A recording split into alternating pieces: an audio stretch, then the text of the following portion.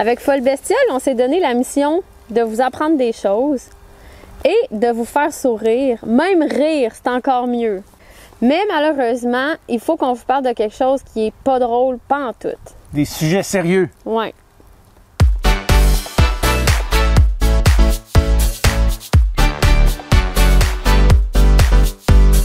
Batrachochytrium salamandrivirens. Je sais pas si je l'ai eu. Ah ouais, c'est dur à dire, hein? Mais tu peux dire B-sale. B-sale. Parce que c'est un sale. C'est un sale. Salaud. Qu'est-ce que B-sale? B-sale, c'est un champignon, une maladie fongique qui attaque les salamandres. En fait, certains types de salamandres de la famille des salamandridés, donc tritons et salamandres européennes surtout. C'est un pathogène qui est originaire apparemment d'Asie et il est arrivé en Europe via le marché des animaux de compagnie, en fait via des tritons asiatiques qui étaient vendus comme animal de compagnie. Et puis là, il s'est répandu dans la nature et il a fait des dégâts considérables au sein de plusieurs populations de la salamandre tachetée. Salamandra, salamandra. Et ce pathogène, évidemment, est susceptible de nuire à beaucoup d'autres espèces. Puis, bien, suite à ça, évidemment, le commerce des urodèles exotiques a été interdit à plein d'endroits dans le monde, hein, incluant ici, c'est la même chose. Pour éviter de transmettre le champignon sur tous les continents. Puis, comment on fait pour le reconnaître, ce champignon? Bien, les amphibiens qui sont infectés, ça va paraître sur leur peau. Souvent, on va voir des ulcères apparaître sur la peau avec une bordure noire. Mais pour être sûr que c'est vraiment ça, ça prend un test en laboratoire. Donc, il y a des signes visuels qui nous permettent de soupçonner que c'est ça, mais la seule façon d'être sûr à 100%. Mais il reste quand même beaucoup de choses à découvrir là, par rapport à ce champignon, parce qu'il y a certaines salamandres qui vont avoir de la difficulté à se nourrir, elles vont être maigres, puis elles peuvent en mourir. Mais à ce qui paraît, il y a certaines autres salamandres qui seraient moins atteintes par la maladie. Donc, le champignon s'attaque à l'épiderme, comme tu disais, gruge l'épiderme. La salamandre, bien évidemment, elle perd les défenses de sa peau. Ultimement, c'est la mort. Oui. Ultimement, c'est la mort. Dans le pire des scénarios. Fait qu'évidemment, les experts de partout dans le monde sont sur un pied d'alerte.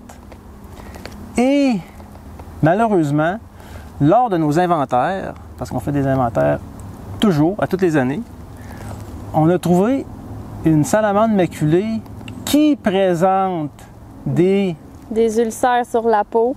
Et c'est les ulcères caractéristiques là, avec une marge noire. Donc, on est vraiment inquiet. Ça fait pas longtemps qu'on le sait, donc on voulait vous en parler. Là, pour l'instant, on est un peu freak par rapport au nettoyage. Là, on désinfecte tout. On veut pas prendre de chance parce que si ce champignon-là se répand en Amérique du Nord, ça pourrait vraiment être désastreux. Vous savez qu'en Amérique du Nord, c'est un endroit dans le monde où il y a une belle biodiversité de salamandres. On voudrait pas que le champignon foute la merde là-dedans. Ça serait quand même potentiellement catastrophique. Fait qu'on attend la réponse des experts.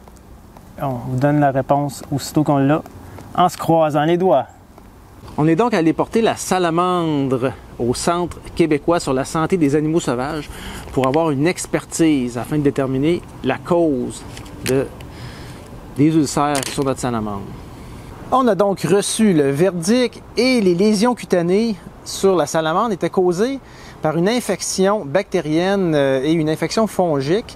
La bonne nouvelle, c'est que ce n'est pas Batrachochytrium salamandrivorens, en fait, ce n'est pas la chytridiomycose, excusez, j'en perds mon latin, ni même Batrachochytrium dendrobatidis, des champignons qui sont en cause dans le déclin de plusieurs populations d'amphibiens dans le monde, mais plutôt une infection causée par des champignons, des fungi environnementaux, donc qui se retrouvent naturellement dans l'habitat des salamandres.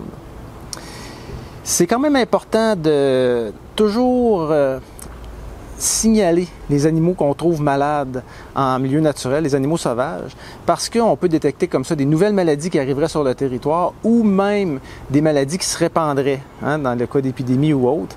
On ne sait jamais, on ne souhaite pas ça, mais il faut être vigilant.